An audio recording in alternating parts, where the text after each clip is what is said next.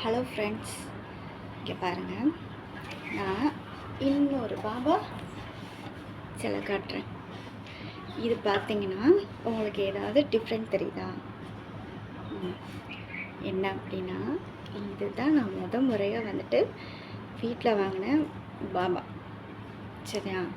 இதுதான் first time நான் வாங்கிட்டு வந்தது. இது வாங்கி ஒரு 7 வருஷம் இருக்கும். சமயபுரத்தில் நான் வாங்கினேன்.